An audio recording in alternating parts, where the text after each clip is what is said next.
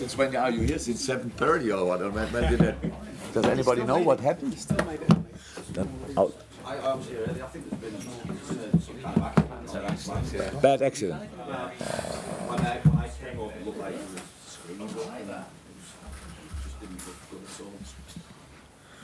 Morning everyone. We have the standard press conference there. We have two quick breakouts, one for the dailies and one for the Sundays. Vinny? Jurgen, it appears the news coming out of Colombia overnight looks positive as regards to Lewis as his father at the moment, but obviously it's an ongoing situation. So is there anything you can tell us about how Lewis is at the moment, and any further information you can give us about the situation that he's facing? No, not really. It's like he was in training 2 days ago. He had yesterday a session and will be part of the team. So we what is that? We always wait. If he feels right, he will be here and train with us. The session he had with us, because then we were not here, you could see that when he's with the boys, it's fine, it's okay. But you could see as well that he didn't sleep a lot, and so we have just to see how he is, and then we go from there. The news from Colombia, I didn't get them personally. I always get them forwarded. If they are whatever it's behind it, I don't know 100%. But everything what gives us a little bit of hope is good.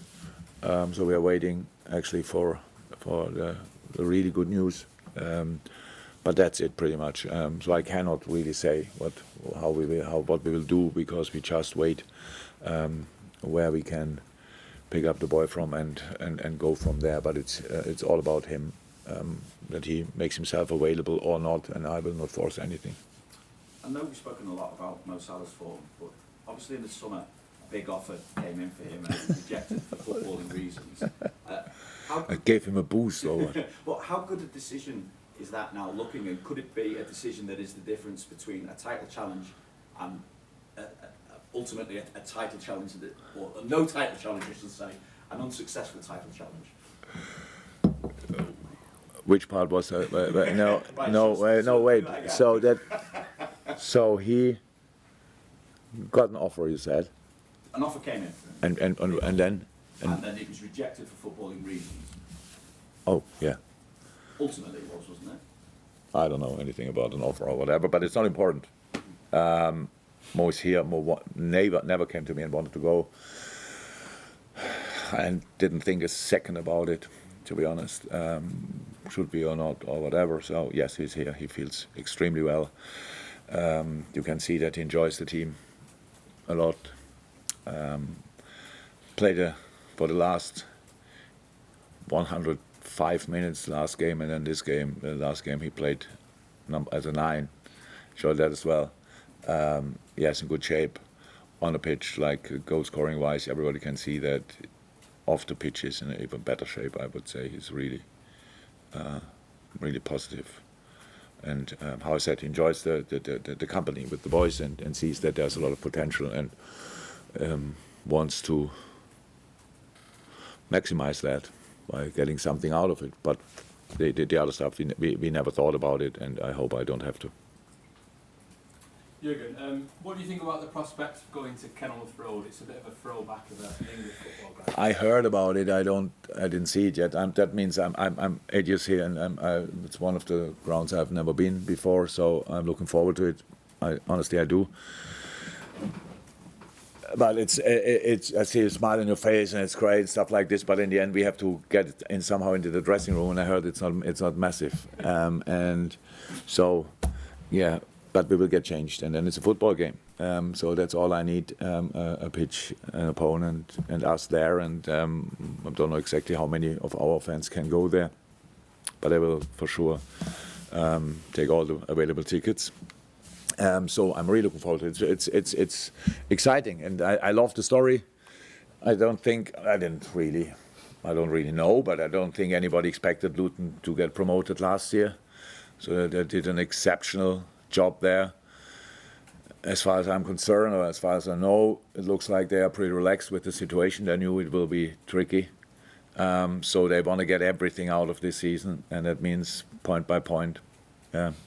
Surprise here, take the points there, and then try to stay in the league. So, and that's the team we will face. So it will yeah, interesting, but especially it will be difficult because it's their ground, and if you would be in their shoes, then you would probably think, okay, in our home games, whoever comes, we cannot waste any opportunities, so we'll go for it, and that's the opponent I expect. Obviously, it's their first season in the Premier League. It's the first time Liverpool have gone there for a long time as well. What's the energy that you need to match? Because potentially this is the biggest game that Luton have had so far. I mean, how do you combat that? It's a football game. We cannot change that, and we have no. We cannot. It's important to know before a game what opponent, as much as you can know it, what he thinks, how they see it, blah blah blah, all these kind of things. But that stops at a specific moment, and then you go for it, and then you play a football game, and that means you have to do the necessary stuff, and we will probably face a low block, and that means we have to deal with that. We will probably face set pieces with quality, and that's where we have to make sure we are ready for that. We have to all these different things. It's Luton, but it's not the first time that we face a team who will play it that way probably, and that's what we have to deal with, and that's what we will prepare the boys for. Jurgen, hopefully Luis Diaz's situation with his father will be resolved shortly, but if you look at what you've got at the top end of the pitch this season and the different variations, all the strikers are scoring goals, even the ones, the players when they're left out for a game come back in, they all appear to be sort of pushing each other on. How do you manage to sort of generate that atmosphere amongst the group? That's no problem at all. The boys are all smart. The good thing is we have really only smart players. So, and that means they understand. We cannot play all games. It's not that I want to play Sunday, Wednesday, Saturday, Tuesday, Thursday, whenever. That's just not possible. But everybody sees as well, and that's how a smart footballer should think. And our boys do that. If I can play, then it's better. We have another really, really, really good player who can play the position. So, and that's exactly how it's. But you see it now. So we cannot force him. We will not the Lewis situation. It's not in our hands, and we are just their partners at the situation with him, and really are waiting together for good news. But in that moment, it's then only 4, all of a sudden, and then but a lot of games still coming. If you see a schedule from, okay, now it's 3 games until the international break, but after international break, it turns completely crazy, the schedule. So in that time, we have to be ready. And if you want to play a successful season and not only having a successful spells, you need the boys through all these different phases. And so I really, we had a horrible year together as well. Like we had all to ask all these horrible questions and stuff like this. And now I realize that the questions are much more positive. Everybody's like positive about the team. I'm positive about the team. But it's so early. It's so early, and I'm so happy that we have a really good team together, which I like. But look at the other teams; they are really good as well. A lot of really good teams out there. It's Premier League, and it's not about celebrating the moment and stuff like being relieved that we kind of can play football again, stuff like this. No, it's really about digging into the season. Use the full potential of this group, get everything out of it, and then let's see. But and again, it's a press conference. We have to talk about it. And again, I enjoy it much more to talk about positive things. But talking about our front line with all the players, where Ben Doak is actually part of and was not available, then Luton not available, then Cody the before not available. So we have to see. We have to get through this, and with not a lot of injuries or none, that would be the best from now on. And then you're right. Then we have really the choice. But if not, then the boys have just to fight through it, and that's as important as the other. So for the moment, it's okay. But we need it like this for pretty much the rest of the season, to be honest. Carl? On a similar sort of thing, I just wanted to ask you about Cody Gakpo. He's performed a few roles for you in the team, sometimes out of necessity. It's 4 goals this season, 3 of those have been that first goal in the game. I just wonder how you see his development as well. Top. We had since Cody's here. He played a variety of positions. So and now starting the season, he played in midfield, and that's if we have everybody available, it was never the plan to put Cody there. We just knew he can play there, and he can, obviously. But it was for him, again, something new after the false 9 last year and all these kind of things. All of a sudden, always new positions.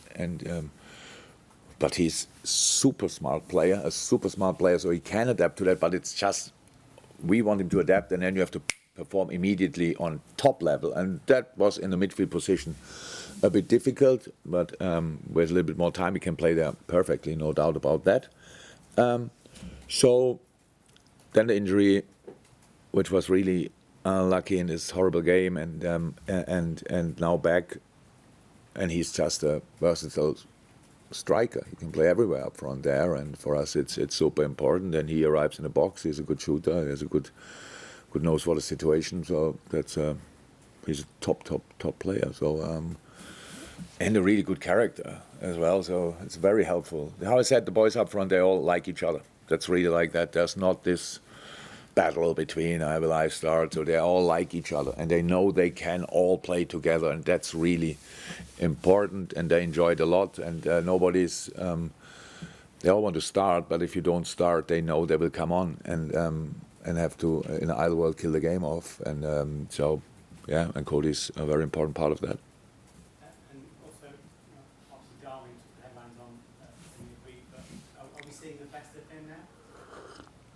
Of course not, but we have, but it's completely different now. So the first year was hard for him, and then hard for me as well, because you see this incredible talent, massive potential, but it's difficult to unfold it because of, I'm obviously a manager who needs, or can help a player, but I need contact for that. Like in an idle world, I can speed up the process by talking a lot with the player. I was not able to do that because I don't speak Spanish, which is as bad that he doesn't speak English. But his English is now much better, and my Spanish still not. But settled in the team, when you see him around in the building here, then everything is different. He's in a very good moment, and. Yeah, it's still only the start for him, of course. So it's a good moment. Said it last week. Long may it continue in the idle world. Hopefully it continues like that forever. And then I'm a bit afraid of the heights he could reach, because there's so much there. It's crazy. But now at least we found the real starting moment, and let's work from here. But not. It's the football English is not complicated, so we don't have to speak about everything in life. So, but the football communication is now absolutely possible, which is absolutely helpful. And of course, we have an extra player, on-field player. So far, it was always Ali, the translator, if you want. And now we have Maka, and they are really close with each other. And Maka is a super smart footballer. So, if I forget something. To tell him, Maka tells him anyway. So it's just strikers need to know where to go when midfielders have the ball, and that's obviously depends to the midfielders and stuff like this, and that's the stuff you talk to players about. But in idle world, the players talk to each other as well about it, and Maka is there super helpful. And Lucho's English is getting better, so, and they are very close as well. And that's how it is. You can see it. It's all. There's just not a specific amount of time. It's for each individual different what you need to really arrive, but who cares? It's done now, and that's good. Any more quick ones? Just ask about Stefan and Thiago. Obviously, they both had setbacks in the league. Is there any clarity on when you might expect either of them back? No, we don't know. With Stefan, it's again one of these things. Let me say it like that. Stefan's quality, potential, talent, whatever, everybody could see, and it's incredible. What a player. But the body was not ready yet. So that's how it is. And then you have these kind of, they're still growing, these boys, and they're all different. We have other players with a different, skeleton. It's just a different body where, okay, that's fine. And for other players, okay, it's a bit too early. So we just have to put the break in again and just wait until that's all fine. And then the Liverpool FC have a wonderful player to use. But there's absolutely no time what we can put on that, and we will not. We just have to wait. He's here, he's training, he's doing his stuff, we're building his... So we know how good he is, and now we have to make sure that we help him to get a body, to show that, and not only once, but then 3 times a week, and we will get there. Very good news for the club.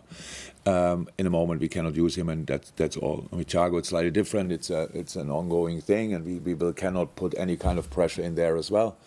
But we expect him to be back, and I would say probably start of the new year. It's now already November. It would mean another 4 weeks. I would say that's probably a realistic thing to try, and can't wait, to be honest, to have him back. The player is just exceptional. But I understand that you ask, but it's nothing we can now have week by week an update, because that will not change a lot in this moment. Thank you. Breakout next. Oh.